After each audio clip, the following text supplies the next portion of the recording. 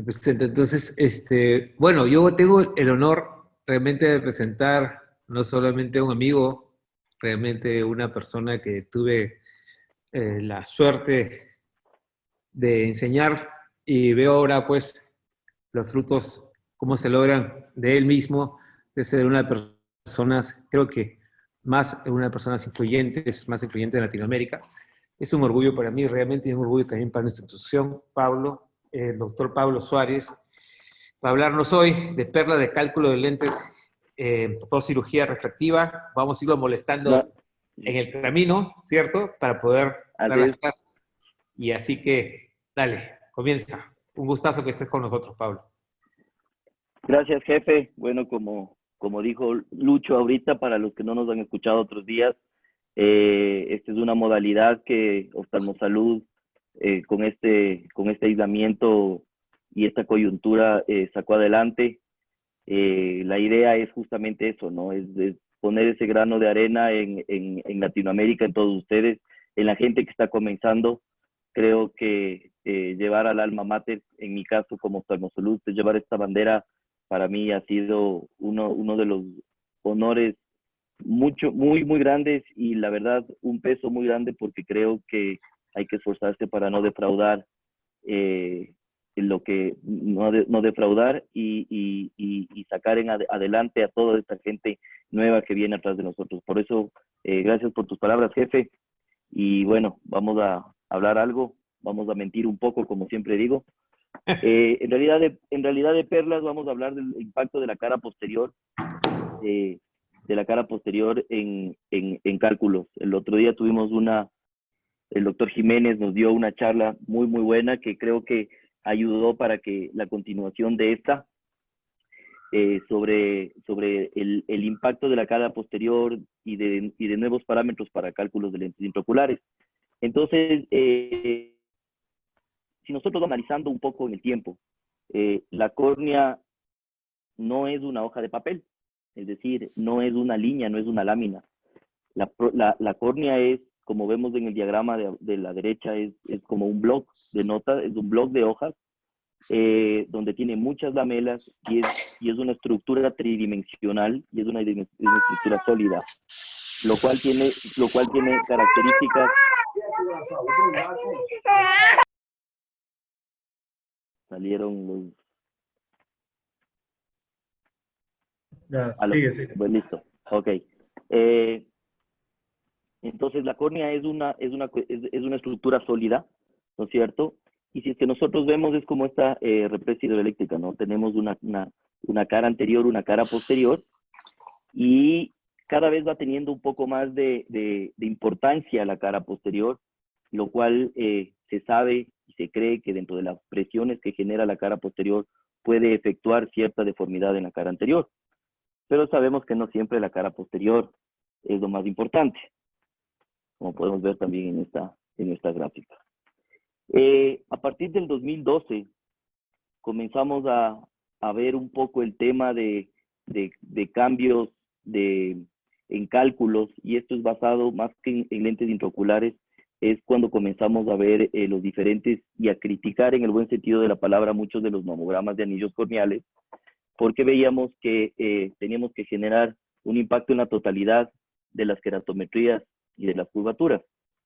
Entonces, en el 2012, en Abu Dhabi, ya presenté un trabajo en el cual se hizo el cálculo de astigmatismos con el Total Corneal Power, y solo con el astigmatismo que analizaba el IOL Master. Entonces, nosotros vemos que en el Total Corneal Power es una ecuación de un astigmatismo general de la córnea, y en la parte de abajo tenemos lo que nos demuestra el IOL Master. En este trabajo lo que hicimos hicimos en un grupo de pacientes analizar el cálculo de lentes tóricas, colocando en un caso el IOL Master y en un caso lo del Total Corneal Power que les había mencionado. Y este es un caso que lo presenté, no viene al caso para sino solo el resumen. Y si es que nosotros vemos en la parte izquierda, en la parte derecha, en el cálculo con el IOL Master, recordemos que este es el calculador del 2012 de Alcon, nos indicaba que no necesitábamos un lente tórico.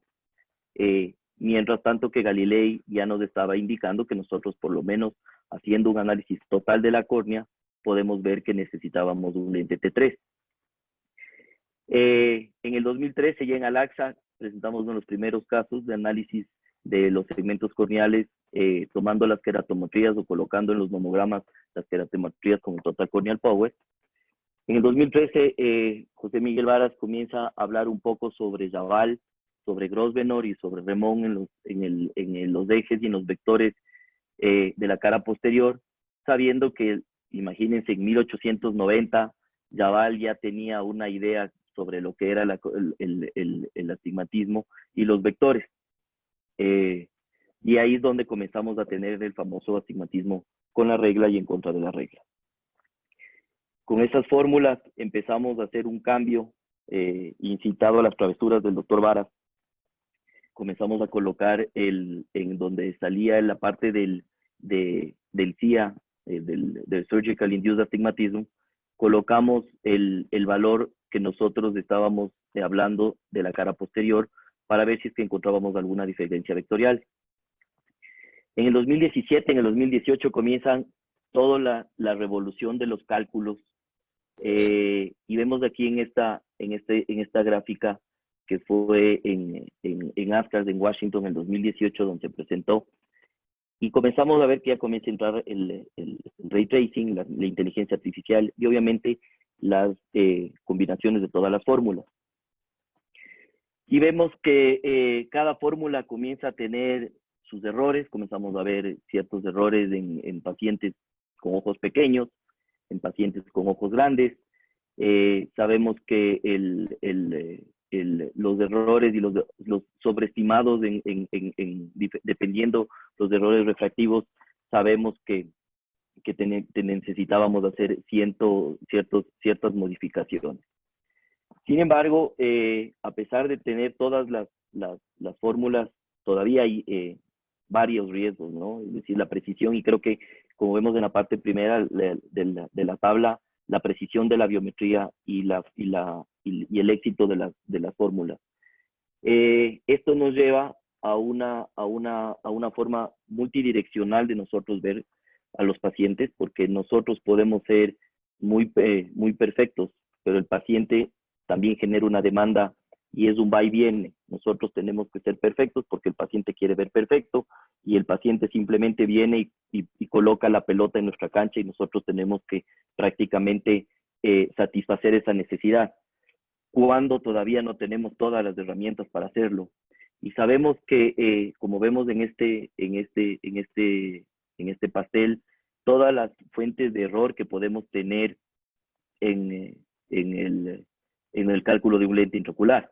Y vemos que todavía el 36% es la posición efectiva del lente, a pesar de que las refracciones, y si es que vemos que muy poco es de los índices refractivos. Creo que conforme van pasando las épocas y van pasando la tecnología y va avanzando, vamos viendo nuestros países de necesidades o nuestros países de errores y vamos simplemente tachando las metas cumplidas y cada vez vamos encontrando nuevas metas para llegar a esa perfección. Entonces aquí tenemos varias cosas que comienzan a salir, ¿no? En el foro de Faco Elche salió un día sobre qué usan. Usan el Lengstar, usan el IOMaster, usan el Tomei. ¿Qué me compro? Me compro un Galilei, me compro un Pentacam, porque comenzamos a tener una lluvia de información de todos los fabricantes y llegamos a un momento en el que tenemos todas las máquinas y de las máquinas tenemos que aprender a hacer, como bien lo dijo el doctor Jiménez en la charla, casi como que una mixtura de toda la información. Es decir, para hacer un cálculo en Panacea necesito del Lengstar el diámetro del cristalino, el VM ver el white to white, la posición o el tilt del nervio, del cristalino. Es decir, necesitamos lo bueno de muchos y de muchos aparatos, y esto a la larga nos lleva a tener, si bien es cierto que fórmulas como Panacea, como la del doctor Varas, son gratuitas, pero para llegar a ellas el costo es muy amplio. Y aquí tenemos un resumen que esta es una diapositiva de cortesía del doctor David Flicker, que tenemos todos los puntos a tomar en cuenta. Cuando yo enseño esta diapositiva, tengo una charla que es comparativa con lo que hacía mi padre hace mucho tiempo, a finales de los años 70 o comienzos de los 80, cuando comenzaron a los implantes de los lentes intraoculares y la extracapsular, después del intracapsular, y prácticamente tenían dos cosas que tomaban en cuenta. Primero, partiendo de que al paciente le mandaban a que se madure la catarata, había esa creencia de que se madure la catarata para sacar, y ahora estamos incursionando en el área de la facorrefractiva. Muchas personas hacen inclusive cirugías de cristal.